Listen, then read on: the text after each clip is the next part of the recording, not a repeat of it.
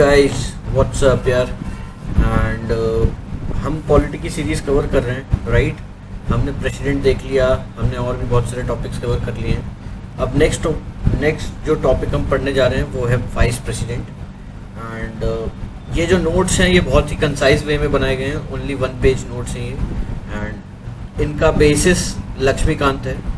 सो या without wasting much of the time let us start this chapter, let us start this topic.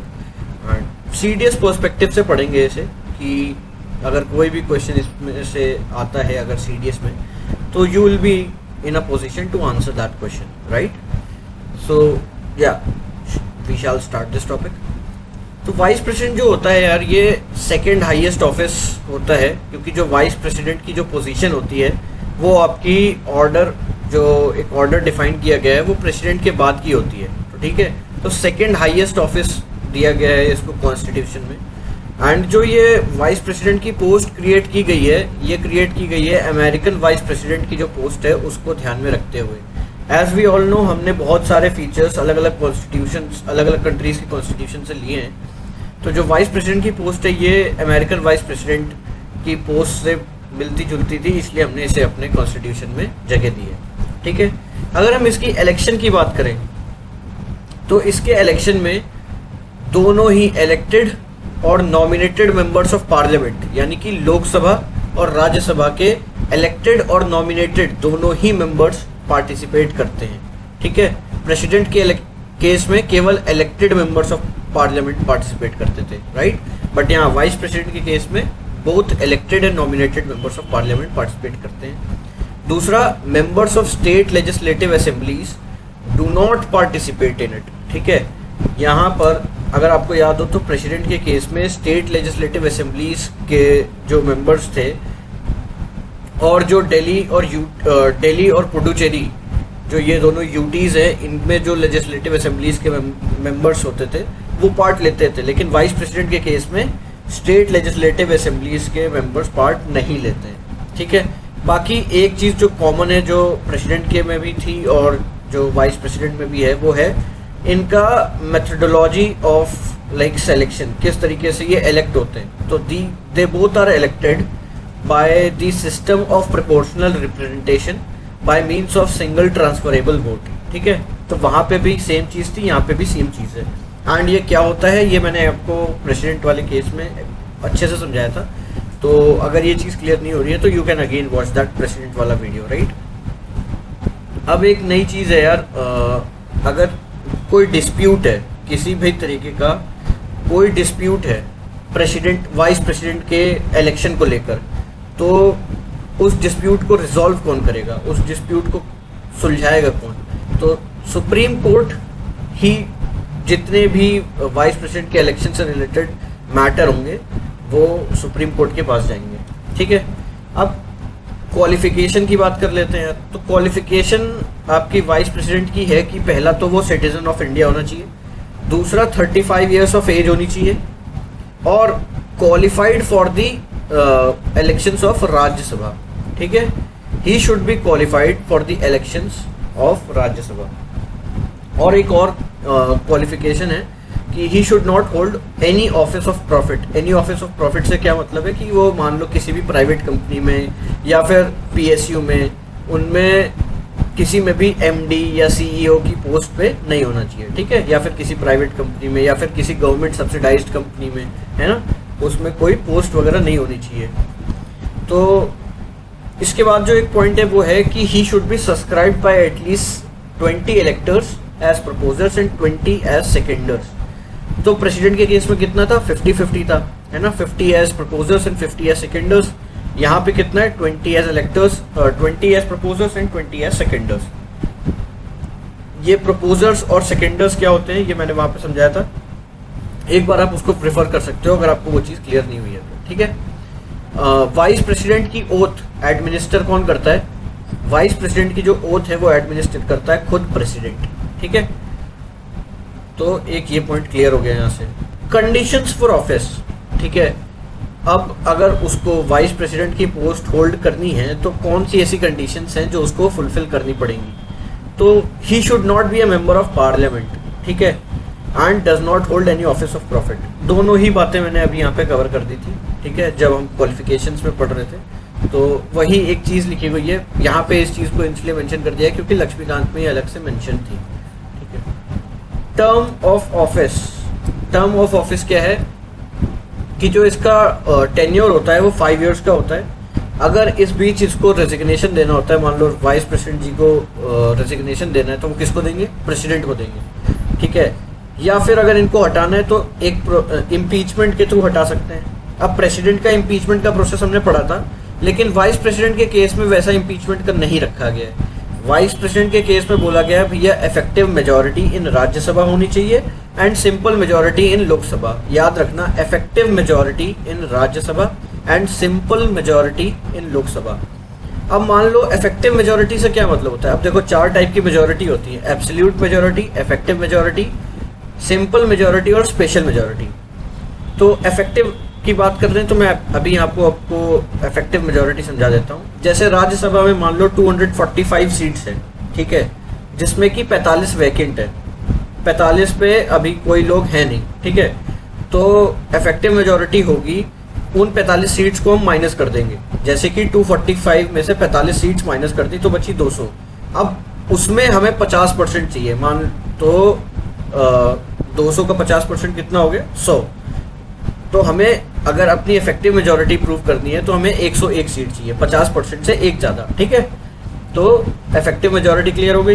Effective majority होती है कि जितनी vacant seats हैं उनको माइनस करके 50% + 1, ठीक है। तो राज्यसभा में 245 है तो 45 माइनस कर दो, उसका 50% कितना हो गया?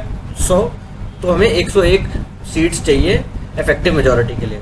और एक बार राज्यसभा से वो चीज़ पास हो गई तो सिंपल मेजॉरिटी चाहिए लोकसभा में, और हमारे जो वाइस प्रेसिडेंट हैं वो इम्पीच हो जाएंगे, हटा दिए जाएंगे। अच्छा, अगर इनका इम्पीचमेंट कराना है तो इनका इम्पीचमेंट कहाँ से करा सकते हैं? राज्यसभा में ही इंट्रोडक्शन होना चाहिए इस बिल का। मान लो कि कोई एक प्रस्ताव पारित किया गया तो वो प्रस्ताव कहाँ पे शुरू किया जाएगा? राज्यसभा में, लोकसभा में नहीं कर सकते। और उस चीज़ को पास करने से पहले 14 दिन का एडवांस नोटिस देना पड़ता है वाइस प्रेसिडेंट को। तो ये नंबर याद रखना, पिछली बार CDS में एक क्वेश्चन था, वहाँ पे 14 की जगह 7 कर दिया था, तो वो ऑप्शन गलत हो गया था, ठीक है। अब यहाँ पे एक चीज़ लिखी गई है, एलिजिबल फॉर री इलेक्शन, ठीक है। अब अमेरिका वगैरह में जो वाइस प्रेसिडेंट वगैरह हैं और जो प्रेसिडेंट वगैरह हैं वो री इलेक्शन के लिए एलिजिबल नहीं होते हैं after a certain number of terms, that is 2।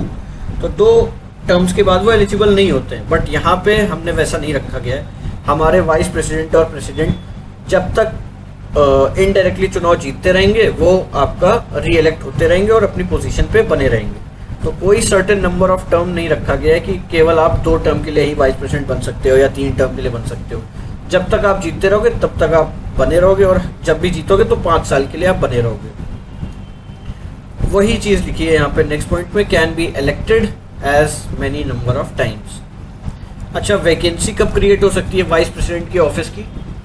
तो या तो उनका टेन्योर ख़त्म हो जाए, ठीक है, 5 साल का टेन्योर ख़त्म हो गया और वो दोबारा चुनाव या तो लड़े नहीं या तो फिर आपका चुनाव जीते नहीं, इनडायरेक्टली जो चुनाव होता है उसमें जीते नहीं, ठीक है।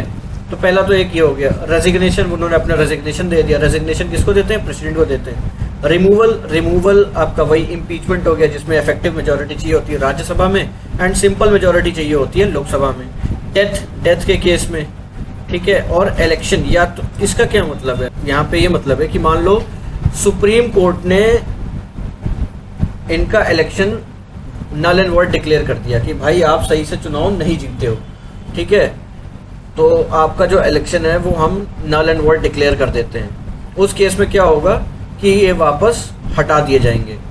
अब मान लो एक सिचुएशन, हाइपोथेटिकल सिचुएशन कंसीडर करते हैं कि जो वाइस प्रेसिडेंट है वो चुनाव जीते, उन्होंने 6 महीने तक अपना वर्क कर रहे थे प्रॉपर, ठीक है। उस 6 महीने में उन्होंने जितने काम किए और 6 महीने बाद बोला गया कि भैया आपका जो इलेक्शन था वो नल एंड वॉइड डिक्लेयर करते हैं तो आपको हटना पड़ेगा। तो उस 6 महीने तक इन्होंने जितने काम किए होंगे ना उनको नल एंड वॉइड डिक्लेयर नहीं किया जाएगा, वो एज इट इज कंटिन्यू होंगे। जो उन्होंने कर दिया सो कर दिया, ठीक है।